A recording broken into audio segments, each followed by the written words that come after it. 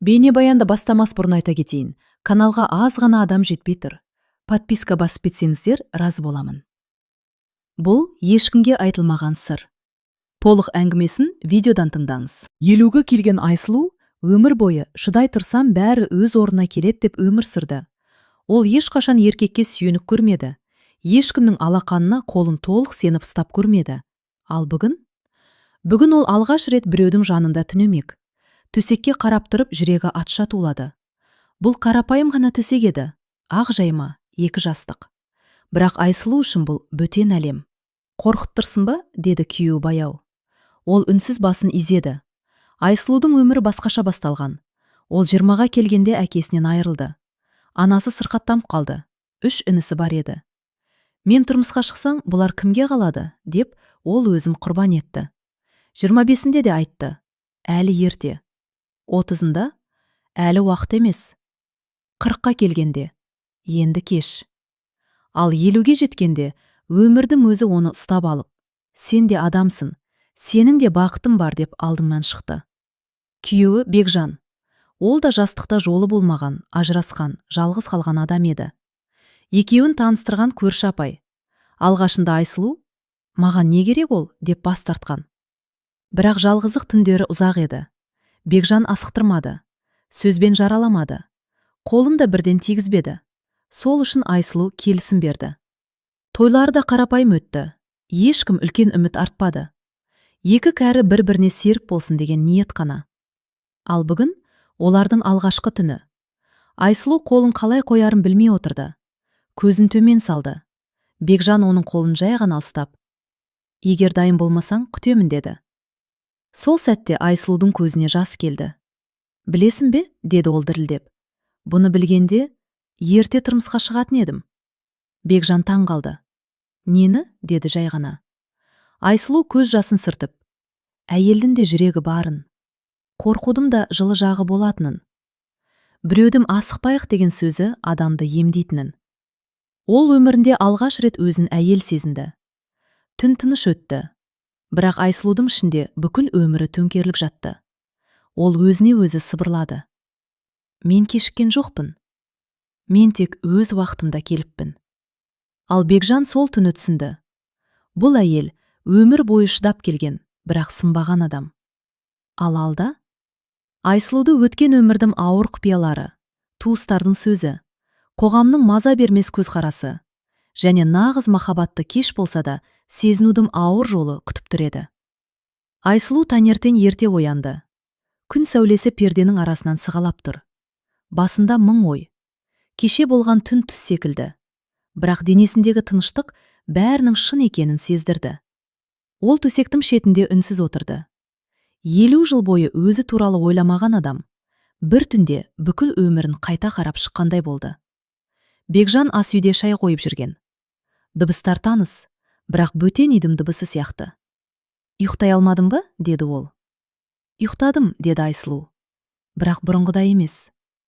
Ол бұрын таңды міндетпен қарсы алатын. Тамақ, жұмыс, ана, інілер, уайым. Ал бүгін таң өзі үшін атты. Бірақ бұл тыныштық ұзаққа бармады. Телефон шыр етті. Айсұлу экранына қарады да жүрегі қысылды. Үлкен әпкесі Күләш. Алло, деді сақтықпен. Алло дейсің бе, деді ар жақтан суық дауыс. Естіп жатырмын, кеше күйеуге шықтың деп. Айсұлу үнсіз қалды. Айсұлу, сен ұялмайсың ба өзі, деді әпкесі. 50-ге келіп, елдің күлкісіне қалдың ғой. Мен ешкіммен ештеңе тартып алған жоқпын, деді ол жай ғана. Осы жаста не таттың, деп айқайлады Күләш. Жастарға үлгі болудың орнына. Сөз жүрекке қадалды. Айсұлу телефонды жай ғана сөндірді. Бекжан бәрін естіп тұрды. Кешір, деді Айсұлу. Мен саған ауыртпалық алып келдім бе деп қорқам. Жоқ, деді Бекжан қаттырақ. Сен өз өміріңді алып келдің, ал оған ешкімнің құқы жоқ. Сол күні олар сатқа шықты. Ауыл шағын еді. Көзқарастар бірден сезілді. Біреу сыбырлады, біреу әдейі күліп өтті, біреу осы жаста деген сөзді айтпай-ақ көзбен жеткізді. Айсұлу бұрын мұндайға үйренген. Өзі үшін емес, басқалар үшін өмір сүрген адамға елдің сөзі таныс болатын. Бірақ бұл жолы ол үндемеді, себебі жанында біреу бар еді. Кешке қарай тағы бір қоңырау түсті. Бұл жолы інісі. Апа, деді ол күмәнмен, шынымен тұрмысқа шықтың ба? Иә. Неге бізге айтпадың? Айсұлу күліп жіберді. Айтсам, рұқсат берер ме едіңдер? Ар жақ үнсіз қалды. Апа, біз сенсіз өсіп кеттік. Бірақ сен өзім үшін өмір сүрмедің ғой, деді інісі ақыры. Бұл сөз жүрегін ауыртты, бірақ шын еді. Түнде Айсұлу терезе алдында ұзақ отырды. Мен бір нәрсені мойындауым керек, деді ол кенет. Айта бер. Мен ешқашан еркекке сеніп көрмегенмін. Біреу кетіп қалады деп қорықтым. Сондықтан өзім кетпедім. Өзімді жауып тастадым. Бекжан үнсіз тыңдады. Ал мен, деді ол сәл кідіріп. Мен бұрын үйленгенмін. Сол кезде әйелім, сенің махаббатың жетпейді, деді. Содан кейін жүрегімді жаптым. Айсұлу бұл түнде тағы ұйықтай алмады. Көзін жұмса болды. Жастық шағы қайта тіріліп кететіндей. Ол сол түнді ешқашан ешкімге айтпаған. 21 жаста еді. Анасы тірі. Әкесі енді ғана қайтыс болған. Үйдің салмағы бір-ақ күнде оның иығына түсті. Сол кезде ауылға қалада оқып жүрген бір жігіт келді. Ерлан. Сөзі жұмсақ, көзі батыл. Айсұлуды алғаш рет әйел деп қарады. Бір кеште ол Айсұлуды үйіне дейін шығарып салды. Жол ұзақ болды. Сөз де көп еді. Сол түні Айсұлу алғаш рет жүрегін ашты. Алғаш рет бақытқа да құқым бар шығар деп ойлады. Бірақ таң атқанда Ерлан қалаға қайтып кетті. 1 апта, 2 апта, 3 апта. Хабар болмады. Сол кезде Айсұлу бір шындықты білді. Ол жүкті еді. Бұл хабарды ешкім естімеді. Анасы сол кезде төсек тартып жатты. Інілері әлі бала. Айсұлу қорықты. Ол Ерланды іздеді. Бірақ қалада оны ешкім танымай шықты. Сол бір түннен кейін Айсұлу өзін жазалады. Енді ешқашан деп ант берді. Баладан айырылды. Оны ешкімге айтпады. Жүрегінде көмді. Сол күннен бастап ол әйел болудан бас тартты. Қазір 50 жасында. Сол жара қайта ашылды. Бекжан бәрін тыңдап шықты. Бірде-бір сөзін бөлмеді. Мен сол кезден бастап өзімді лайықсыз сезіндім, деді Айсұлу. Менің өмірім қате сияқты болды. Бекжан оның қолын қысты. Сен қате емессің, деді ол. Сен тірі қалғансың. Сол сәтте есік қоңырауы соғылды.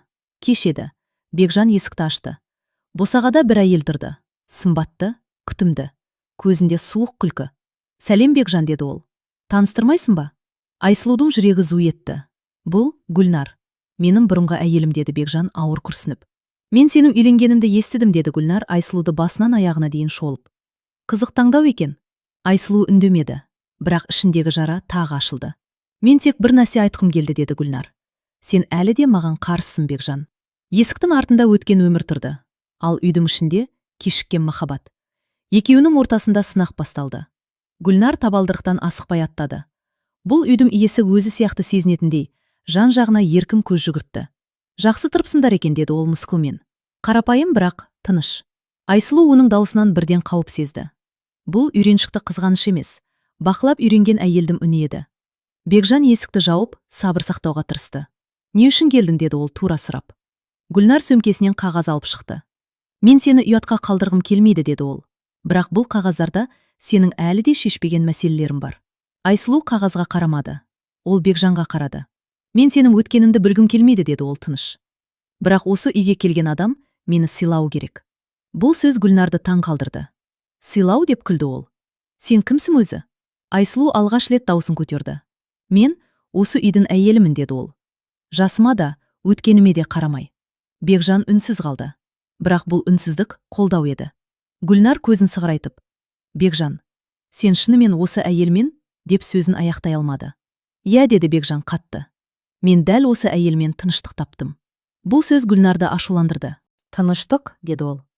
Сен менімен болғанда да тыныш едің деп ойлайсың ба? Мен сені сүйдім, ал сен өзіңді ғана аядың. Осы сәтте шындық ашылды. Сен махаббатты емес, билікті сүйдің, деді Бекжан. Ал мен қорқып жүріппін. Гүлнар үндемей қалды. Ал сен, деді ол Айсұлуға қарап, осы еркекті көтере аласың ба? Оның жарасын, әлсіздігін. Айсұлу бір сәт ойланды. Мен өмір бойы өзгенің жүгін көтердім, деді ол. Бірақ бұл жолы мен өзімді жоғалтпаймын. Бұл Айсұлудың ішкі жеңісі еді. Гүлнар есікке беттеді, бірақ кетер алдында бұрылып. Бір күні ол бәрібір өткеніне қайтып оралады, деді. Есік жабылды. Үйде ауыр тыныштық орнады. Мен сені осыған араластырдым, деді Бекжан. Кешір. Айсұлу оның қолын ұстады. Мен алғаш рет қашқым келмейді, деді ол. Бұл менің де өмірім. Сол түні олар көп сөйлесті.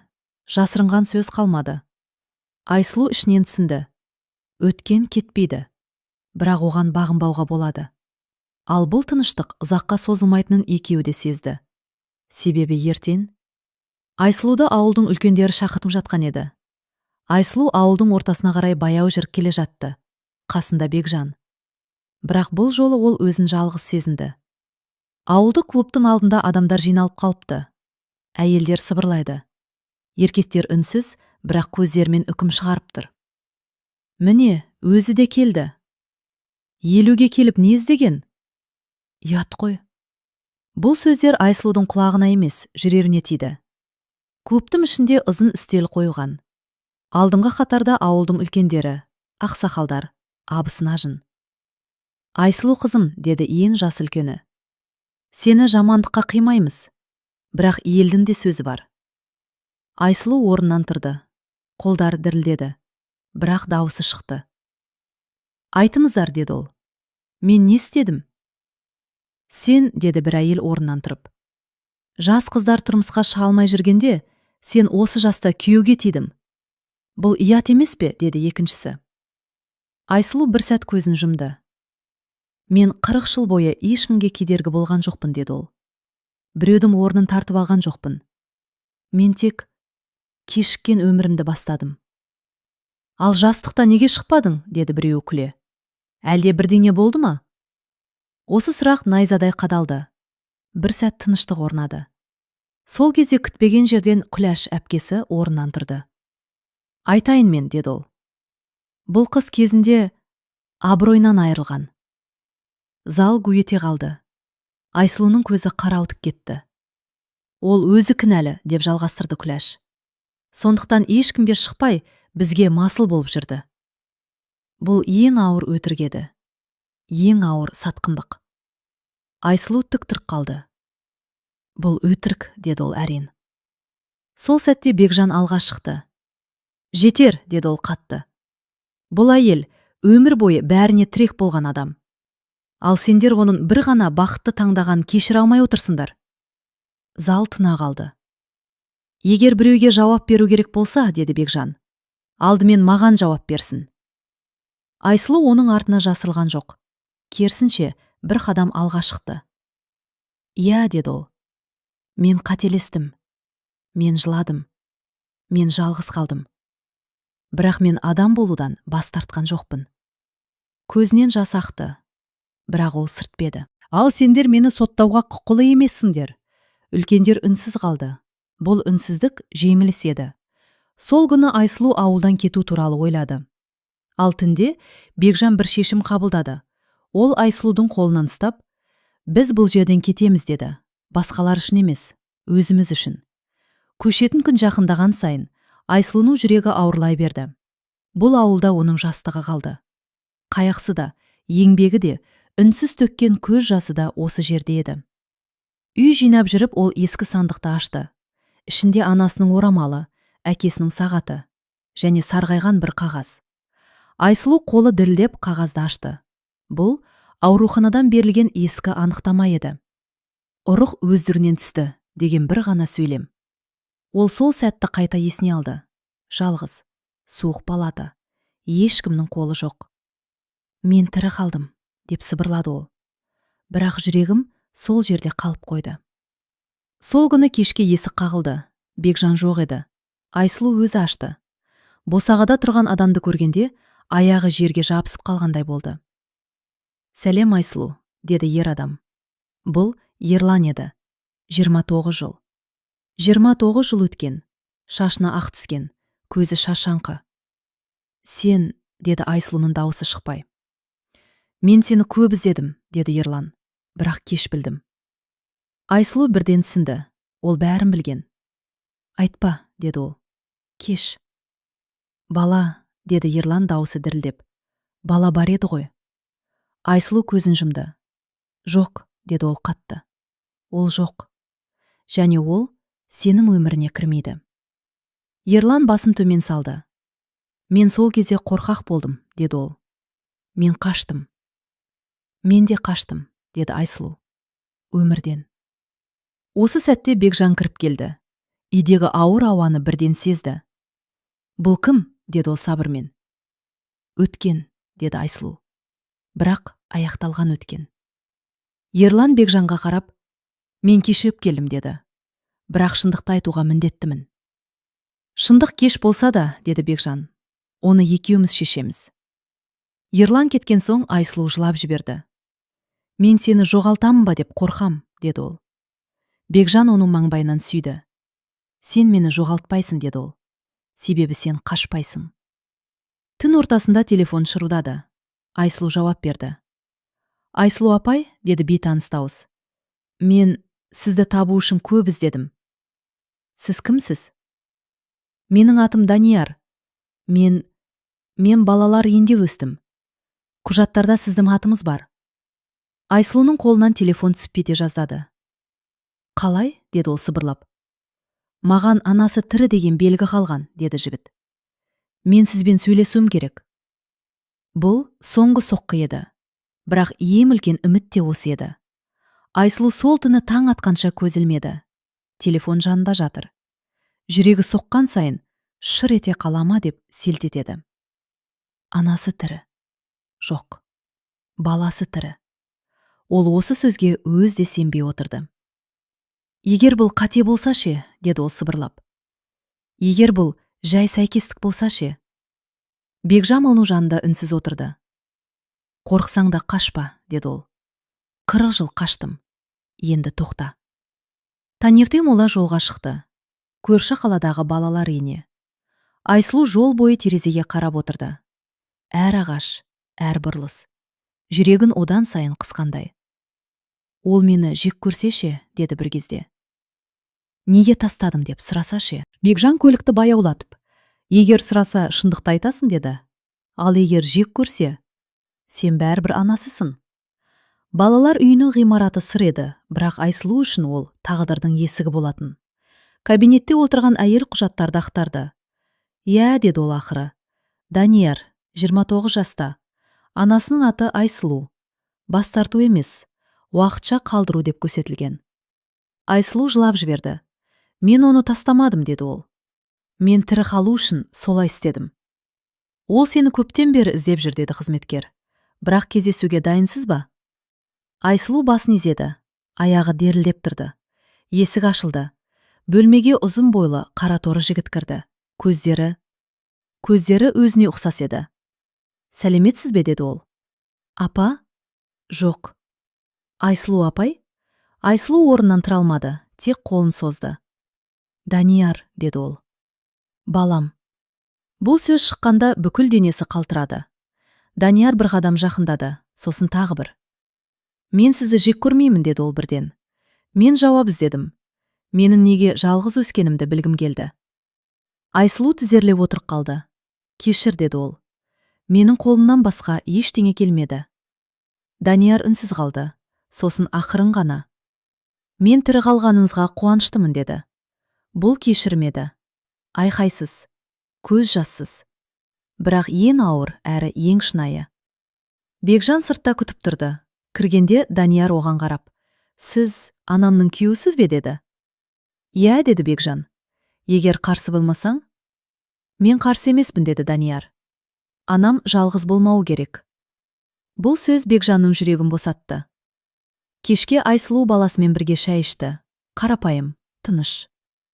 Мен сізден ештеңе талап етпеймін, деді Данияр. Тек кейде көріп тұрсам болды. Айсұлу жылап отырып күлді. Мен 40 жыл бойы ана болудан қорқыппын, деді ол. Ал сен мені бір күнде кешірдің. Бұл күн оның өміріндегі ең ауыр әрі ең жарық күн болды. Бірақ тағдыр соңғы сөзін әлі айтпаған еді. Ауылға оралғанда Айсұлу өзін бұрын соңды сезбегендей еркін сезді. Қарапайым көшелер, таныс үйлер. Бірақ көзқарастары өзгеше еді.